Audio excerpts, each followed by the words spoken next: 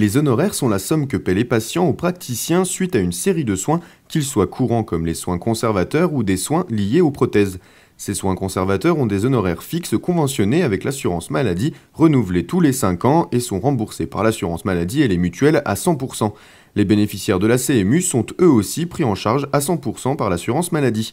De l'autre côté, tous les soins non conservateurs, à savoir par exemple les prothèses, la parodontie, l'implantologie ou l'orthodontie, font l'objet d'honoraires libres qui dépassent donc les honoraires conventionnés. La question est donc la suivante, pourquoi autoriser ces honoraires libres à l'origine d'une médecine à deux vitesses ?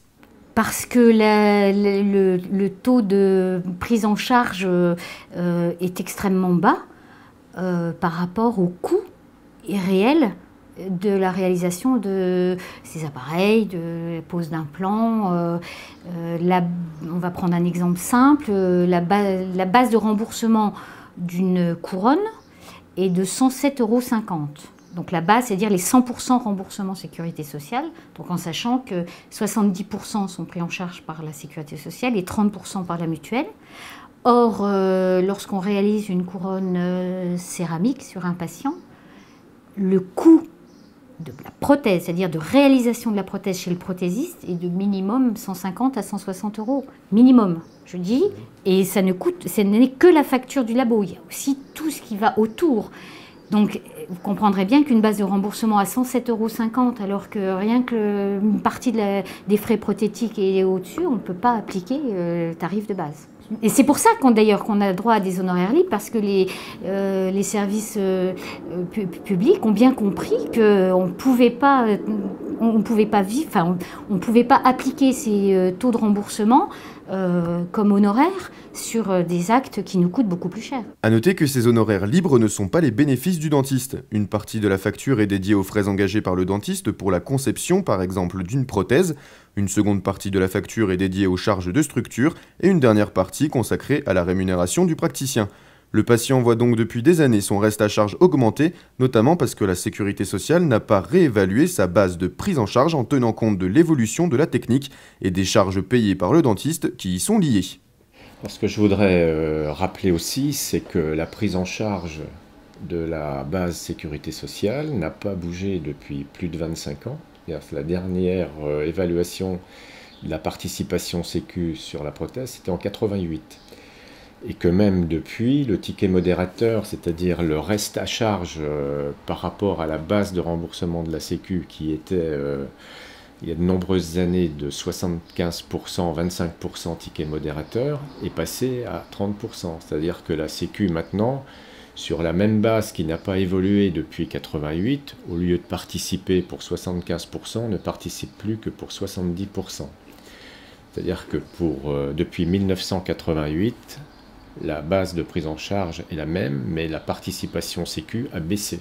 C'est pour ça que plutôt que de parler de remboursement, il faut parler de participation forfaitaire de la Sécu, on va dire. Voilà. Le fameux trou de la sécurité sociale est a priori à l'origine de ces mesures visant à réaliser de grosses économies au détriment de la profession, mais aussi des patients. Pour les soins à honoraires libres, le patient devra surtout avoir une bonne mutuelle. En revanche, pour les bénéficiaires de la CMU, tout est pris en charge. Les soins, bien entendu, avec une mutuelle, même une mutuelle de base, lambda, les soins seront pris en charge à 100%.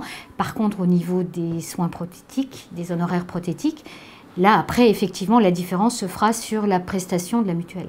Alors, elle n'a rien à débourser puisque le panier de soins est opposable aux praticiens, c'est-à-dire que les tarifs ont été fixés de façon arbitraire. Nous sommes la seule profession médicale à qui on a imposé des tarifs d'autorité sur la CMU. Et du coup, les patients CMU n'ont absolument rien à débourser chez le dentiste. En comparaison avec nos voisins européens, selon la profession, il faudrait que les soins opposables de base soient au minimum doublés pour que les soins à honoraires libres puissent être diminués. Ce qui sous-entend donc une augmentation des remboursements de la part de l'assurance maladie qui essaie, elle, depuis des années de réaliser des économies. Bref, le serpent se mord la queue. On parlait donc, maintenant vous avez bien compris, les soins opposables qui sont fixés par la Sécu ne correspondent pas à la valeur qu'ils devraient avoir pour que le cabinet puisse vivre de ses soins. C'est-à-dire que vous imaginez un cabinet dentaire où il n'y aurait pas de prothèse, pas d'orthodontie, enfin pas d'acte à honoraires libres. Au bout d'une semaine, c'est la faillite et il ferme. Le cabinet dentaire, il faut le voir un petit peu comme une entreprise. Et une entreprise qui ne travaillerait que sur les soins opposables, elle est en faillite. Un cabinet dentaire, si vous voulez, c'est un coût de revient de l'heure autour des 150 € de l'heure, 100 € de l'heure. On a des actes qui durent à peu près 1 heure. Par exemple, une dévitalisation de molaire, c'est 80 et quelques euros, 82, je sais 83 € de l'heure. Voilà. Donc pour 83 € de l'heure, vous ne faites pas vivre le cabinet qui vous coûte 150. Et donc il est évident que la compensation, après, se fait forcément sur les actes à honoraires libres. Donc c'est utopique de vouloir brider les actes à honoraires libres tant qu'on ne revalorisera pas les actes opposables.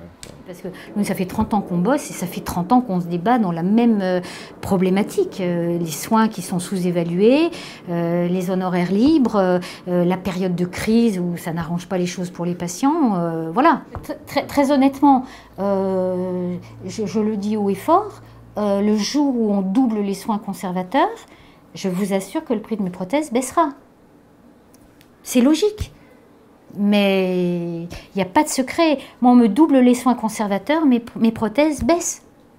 Pour que le dialogue soit constructif, nous avons invité l'assurance maladie à réagir sur les points soulevés en première partie. Elle rappelle tout d'abord que les relations entre professionnels de santé et assurance maladie sont régies par des conventions qui comportent une dimension tarifaire, négociée au niveau national et dont le cadre de négociation est fixé par le gouvernement et le Parlement. L'assurance maladie est un intermédiaire appliquant les décisions politiques du gouvernement. Pour resituer l'ensemble des enjeux du débat, on souhaitait quand même apporter quelques petites précisions factuelles par rapport au point que vous avez pu évoquer avec les représentants des chirurgiens dentistes. Concernant les soins conservateurs, donc les soins à tarifs opposables, sont parfois présentés dans le débat comme n'évoluant pas du tout, et c'est pas tout à fait exact. Il y a eu des revalorisations à plusieurs reprises, notamment en 2006. Dans une moindre mesure, il y a quelques actes comme la consultation qui ont été revalorisés en 2013. Alors, c'est des revalorisations qui sont considérées comme insuffisantes par les représentants de la profession, mais on ne peut pas parler d'un gel total des tarifs dentaires. Et de la même manière, on a les dépenses d'assurance maladie consacrées aux soins dentaires qui augmentent tous les ans, même si c'est une dépense qui augmente moins vite que la totalité de la dépense dentaire.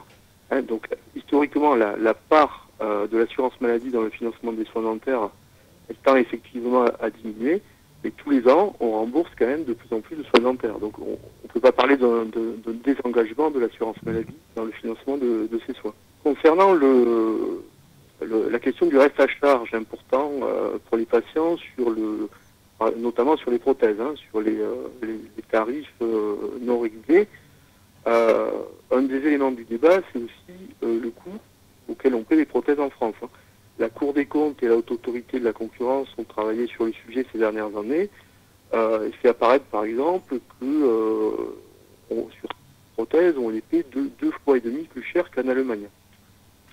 Donc, dans les éléments du débat, si on parle d'une politique de régulation qui s'effectuerait au détriment de la profession, je pense qu'il est important de souligner quand même que le revenu des chirurgiens dentistes continue à évoluer et qu'il se maintient à un niveau nettement supérieur à celui des médecins généralistes. Je parle là du revenu net.